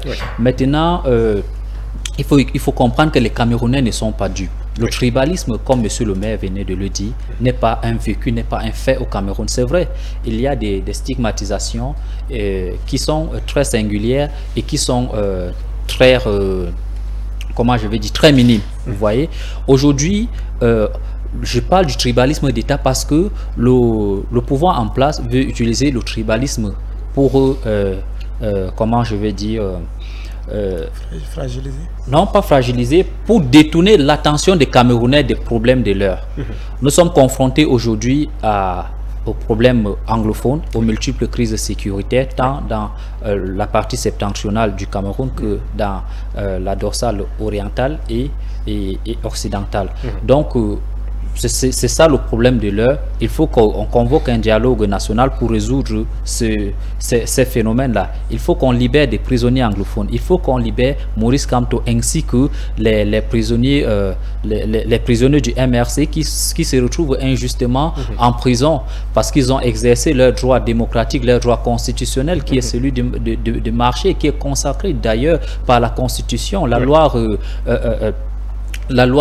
90/055 du 19 décembre 1990 le consacre cela à son chapitre 3. Je suppose que vous êtes juriste. À son chapitre 3. Je suppose que vous êtes juriste pour savoir que toutes les libertés ne s'exercent que dans les limites des lois. À son chapitre, merci. Allez-y. À son chapitre 3, article 5, alinéa 1. Donc je pense que nous sommes un pays de droit. Nous n'allons pas verser dans le tribalisme qui en réalité n'est pas une réalité au Cameroun. Et maintenant en termes de solutions, le maire venait tout à l'heure de donner quelques solutions qui sont vraiment justes, mais le problème c'est que les solutions ou les réprimandes ne doivent pas être à géométrie variable. On ne peut pas condamner, par exemple, il a osé citer le titre le jour, tandis qu'il y a Essingan à côté qui fait le même boulot, vous voyez. Donc quand on tire sur Ghana, il faut aussi tirer sur et vous, tout comme vous venez de dire, qui sont très nombreuses. Il y a beaucoup de personnes qui font dans l'apologie du génocide et qui sont pro-RDPC. Pourquoi à cet instant un seul numéro de Singang, je l'aurais cité. Pourquoi à cet instant on ne se lève pas pour leur critiquer, on ne se lève pas pour demander à M. Paul Biya du RDPC de se désolidariser de ce genre d'actes qui sont tenus, de ce genre de propos et d'appels au génocide et qui sont tenus par des personnes qui se revendiquent du MRC, du RDPC ou qui se revendiquent pro-Biya ou biaïstes. Il faut vraiment que quand on s'attaque aux causes, qu'on ne fasse pas des discriminations. Parce qu'on demande par exemple à M. Kamto de se désolidariser de M. Ngana. Il n'est pas obligé de se désolidariser d'un quelconque individu qui raconte ce qu'il pense ailleurs. quand Paul Biya ne se désolidarise pas. Éric Tshindje a dit que lors d'un sommet des chefs d'État, Éric Tshindje, qui est pro MRC, a dit que le président de la République a répondu à ses collègues en leur disant le problème de mon pays, c'est le tribalisme. Donc, je vous en prie, essayez de l'écarter sur ce chemin-là. Je crois qu'il a dit, même sur ses poursuivez, terminez, Ibrahim, terminez. Je terminais juste en disant qu'il ne faudrait pas qu'on s'attaque à Ngana et on laisse ceux qui font aussi le même boulot d'Ngana. On vous a compris. Donc, voilà, Léon Teller, il faudrait s'attaquer au problème de manière globale. Et je voudrais revenir avec vous sur la question des réseaux sociaux où le discours prospère. Est-ce qu'il ne faut peut-être pas s'attaquer aussi à ce canal-là et pouvoir dénicher, déloger auxquels se trouvent ces personnes qui, pour certaines, se trouvent même à l'intérieur du pays et qui, parfois, utilisent des faux profils pour distiller une haine viscérale au sein de l'opinion. Alors, je vais vous dire déjà que j'ai une exclusivité. Il y a la Nord qui est en train de travailler là-dessus. Je connais des amis qui sont revenus de Paris et des États-Unis pour travailler là-dessus, pour justement s'attaquer aux faux profils. Et malheureusement, lorsqu'on vous décline l'identité, la vraie identité de ceux qui se cachent derrière. Ce sont des Bamileke. Non, je n'ai pas dit ça. Pas des Bamileke, je vais parler des hommes respectables, c'est-à-dire qu'il y a des personnes qu'on voit visiblement comme étant des hommes. Peut-être en majorité, mais des hommes respectables. Mais c'est désolant. D'accord. Pour revenir à cette question, je crois qu'on devrait, pour pouvoir statuer sur le problème des tribalisme, il faut d'abord donner des limites à ça. Oui. C'est quoi le tribalisme? Il faut donner un contenu à ça, un contenu juridique au terme tribalisme, c'est ça le problème. Maintenant, autre chose, moi ce que je voudrais dire aux Camerounais, c'est que lorsque je vais peut-être organiser une fête au foyer Bang, soit au foyer Bang, je sais pas, Banjoun, je ne cherche pas à savoir à qui ça appartient, c'est un foyer, c'est pas mon problème, c'est un foyer camerounais. Oui. Et aujourd'hui, le Cameroun est divisé en deux, la tribu des pauvres et la tribu des riches. Parce qu'à un moment donné, c'est aussi à cause de l'oisivité que les gens se retrouvent en train de faire un certain nombre de choses. C'est à ce moment-là que je convoque l'attention de l'État sur le fait qu'on doit pouvoir encadrer la jeunesse partant de la base, c'est-à-dire qu'on réinstaure dans le système éducatif camerounais l'éducation civique. Je vous assure qu'il y a beaucoup de Camerounais qui arrivent au niveau en terminale, qui ne savent pas chanter même l'hymne national du Cameroun, qui ne peuvent pas vous dire exactement qui est Charles Atangana, qui est Ernest Wandi, ils ne savent pas. Ce qu'ils savent, c'est le téléphone, aller regarder des trucs porno. C'est de ça dont il est question. C'est pour ça qu'à un moment donné, le livre de 5e qui parlait de la pornographie, on se serait attendu à ce que dans ce livre-là, qu'on puisse expliquer à la jeunesse pourquoi est-ce qu'ils doivent aimer le Cameroun, pourquoi est-ce que le Cameroun n'a qu'une seule étoile au milieu sur la bande jaune, rouge en fait. Donc, il n'y a pas, comme le maire vient de le dire, un problème de tribalisme. Il y a un groupuscule, parce que moi, je n'identifie pas un Ghana à tous les Bamileke, pas du tout. Voilà. C'est très clair. Je n'identifie pas. Et les problèmes que j'ai, en tout cas, ce que j'ai contre le professeur Kamto, n'a rien à voir avec les propos de Ghana. J'ai un souci avec le professeur Kamto parce qu'il a été membre du gouvernement de M. Biya. Et qu'à un moment, moi j'ai été en 2008, peut-être je le précise au monsieur que je suis revenu de France au Cameroun en 2008. J'ai été aussi enfermé. À Tchinga, on m'a arrêté. À Tchinga, j'ai été enfermé. On se serait attendu que lorsque M. Kamto entrait en politique en 2013, lorsqu'il est parti du gouvernement, qu'il présente d'abord des excuses à la jeunesse camerounaise en leur disant: je suis resté muet lorsqu'on vous a massacré, lorsqu'on vous a arrêté, on vous a jeté en prison. Je suis resté. Il ne l'a pas fait. Donc aujourd'hui, il est tout autant comptable qu'Amadou Ali, il est tout aussi comptable que Mbara, il est tout aussi comptable que Paul Biya, dont il veut combattre aujourd'hui. Oui. C'est ça mon problème avec M. Kamto. Maintenant, sur la question du génocide, ce qui est certain, c'est que les Camerounais s'aiment énormément. Vous savez, lorsque je prends le taxi, je vais prendre la moto tout à l'heure là, je ne vais pas demander au Ben Skinner ou alors au taximan est-ce que tu es Bamileke ou tu es... C'est pas mon problème. Je lui dis je vais au Carrefour, il me dépose, je lui donne son argent et c'est fini. Ouais. Maintenant, on doit pouvoir isoler, se désolidariser, dénoncer ce qui convoit le tribalisme et surtout l'hégémonisme, parce que pour la simple raison que le prochain président du Cameroun, je vous donne la preuve, moi je serai candidat à l'élection en 2025, donc ça peut être moi. Donc si c'est moi, vous n'êtes pas sûr que je suis Betty, je porte un nom au Nana, mais je ne suis pas Betty. Merci. Il y a beaucoup de personnes qui m'assimilent au Betty, mais je ne suis pas Betty. Merci. Aristide Molo, on va terminer par vous. Est-ce que le problème, comme il a dit, ce n'est pas celui de créer au sein de la communauté camerounaise des repères identitaires communs qui permettent à ce que les uns et les autres puissent se revendiquer en tant que Camerounais d'abord et non d'une telle tribu. Donc vous avez 2 minutes, et puis on va terminer par là parce qu'il ne nous reste plus assez de temps. Je pense que sur votre esprit de synthèse, vraiment. Je pense qu'il faut tenir compte de cette identité commune. Oui. Ça veut dire construire une communauté d'intérêt. Et l'intérêt ici doit porter sur un objet qui peut facilement rassembler. Oui. Moi, j'ai pensé, partant d'ailleurs de la source du tribalisme que je venais d'évoquer, qu'il faut plutôt centraliser l'attention des Camerounais sur les politiques publiques, oui, et non sur la politique politicienne qui tient compte plutôt des combats, des guerres, de ceux qui veulent être au pouvoir. Oui. Attirer l'attention des Camerounais, focaliser leur attention, et je pense que ce sont des médiateurs sociaux qui doivent travailler pour que les Camerounais se désintéressent de la chose politicienne pour s'intéresser sur l'action publique, c'est-à-dire ce que l'État doit leur donner. Oui. Parce qu'aujourd'hui, tous les problèmes qu'on a autour du tribalisme, c'est la guerre de conquête des ressources économiques. Et donc, première des choses, il faut qu'on crée une communauté d'intérêt autour des politiques publiques. Deuxième élément, il faut qu'on sorte de l'hypocrisie, qu'on prenne la chose telle qu'elle se présente. Le Cameroun est fortement tribalisé. Oui. J'ai vécu les derniers mouvements entre autochtones et nordistes du côté d'Obala. Je vous dis, c'était, ça pouvait prendre d'autres proportions. Ça pouvait prendre d'autres proportions parce qu'il y a eu une délégation des nordistes qui est quittée de la briqueterie pour arriver à Obala. Et à Obala, il y a eu des villages voisins qui ont mobilisé leurs enfants pour venir porter un soutien à ceux qui sont aux étones qui sont à Obala. Oui. Donc, il faut que nous soyons... Je prends tout simplement ce petit élément pour montrer que nous ne pouvons pas gérer le tribalisme avec l'hypocrisie. Donc, sortir de cette hypocrisie et mettre donc sur pied cette stratégie. Maintenant, en ce qui concerne les dispositions pénales, je pense que c'est important. Oui, on doit filtrer le discours public. Vous savez, le choléra ne peut qu'atteindre des communautés qui sont dans la promiscuité. Pourquoi est-ce que le tribalisme prospère nauséabond, prospère dans notre pays? C'est tout simplement parce que nous sommes dans une promiscuité démocratique. L'espace public au Cameroun est dans la promiscuité.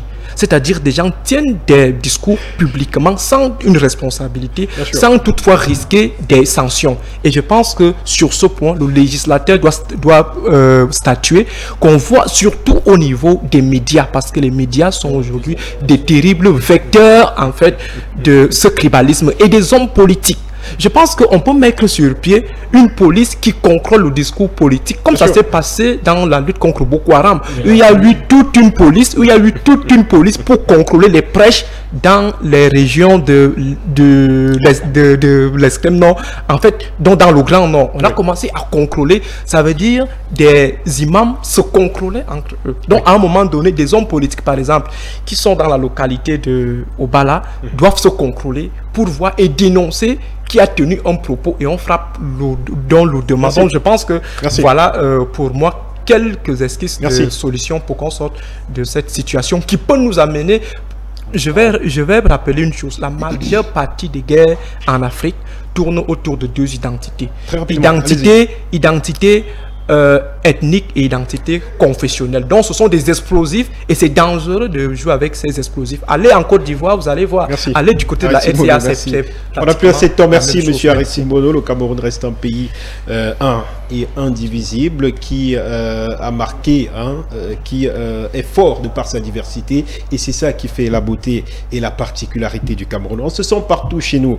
Mesdames et messieurs, merci à vous de nous avoir suivis. On remercie également toute la régie technique avec Cédric Nanga à la réalisation, William Kamga, Mathieu Tagne, bref, toute cette équipe que vous ne voyez pas, mais qui travaille d'arrache-pied pour vous servir ce programme. Quant à vous, messieurs, je vous dis merci à vous d'avoir bien voulu accepter mon invitation. J'espère qu'on pourra se retrouver pour un aussi beau plateau.